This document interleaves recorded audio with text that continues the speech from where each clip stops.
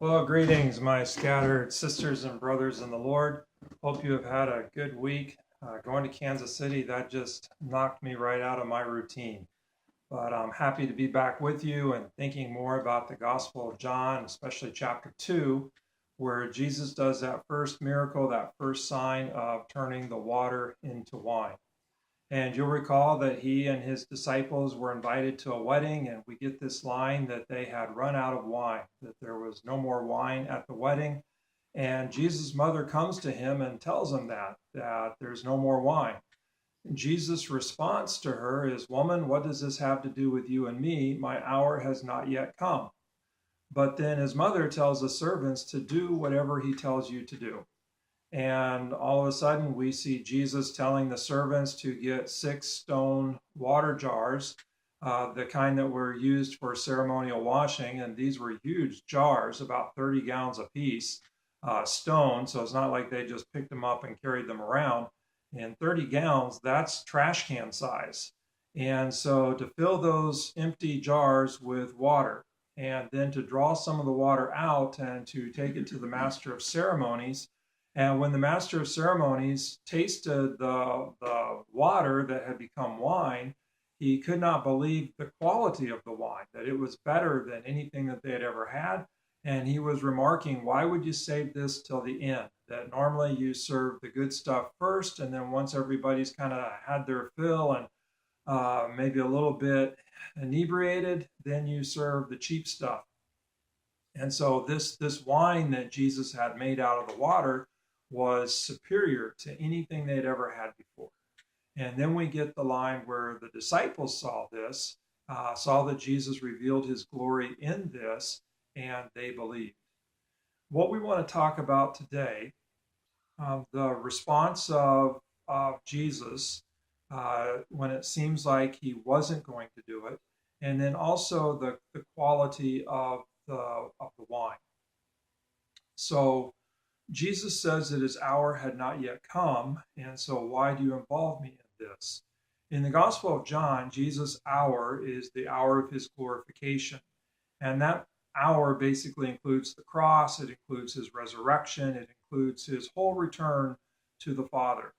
And so he's saying it's not his time yet, and that's the hour that in which his glory is ultimately revealed.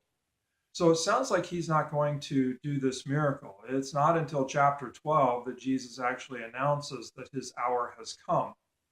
But then for some reason, he responds to Mary's request and he starts telling the servants what to do. Why the change of mind? Well, we don't actually know from this passage. But as we get deeper into the Gospel of John, what becomes clear is that Jesus does everything that the Father tells him to do, and that he does nothing on his own. This especially is highlighted in chapter 5, but it's a theme that runs throughout.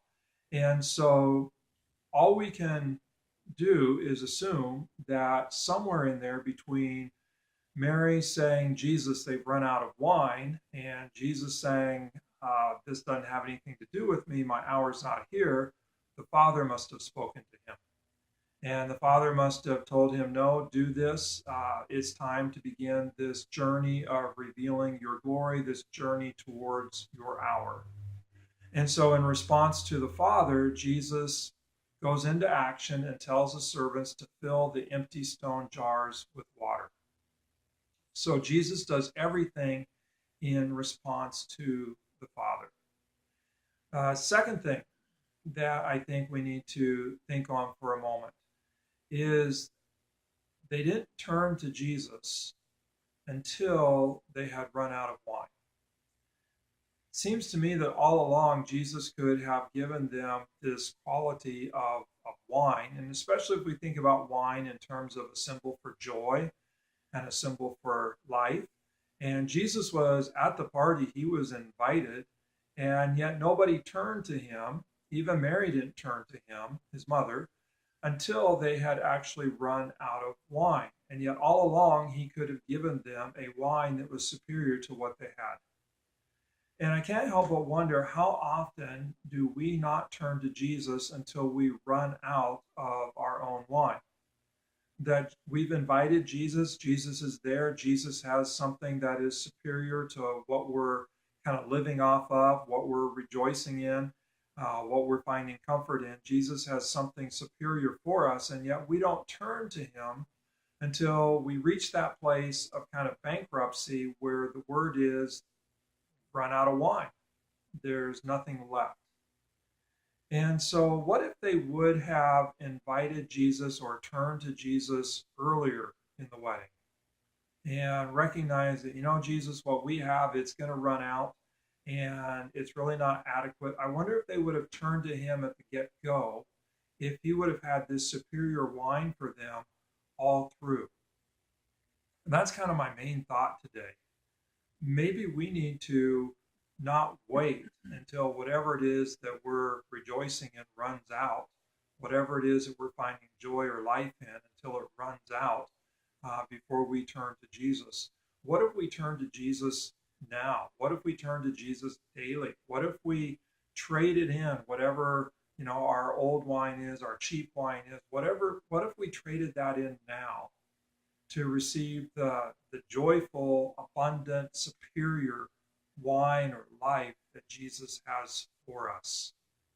Something to think about, maybe something to do, but to begin to trade in the things that we find joy, comfort, hope in that are going to run out. And instead of waiting for them to run out, we simply take them to Jesus now and trade them in for the joy, for the life, for the hope that he has for us. He offers what is superior. Why hold on to what's cheaper? Make the trade. Have a great day. God bless. And we may just have to come back to this miracle on our next one. Have a great day.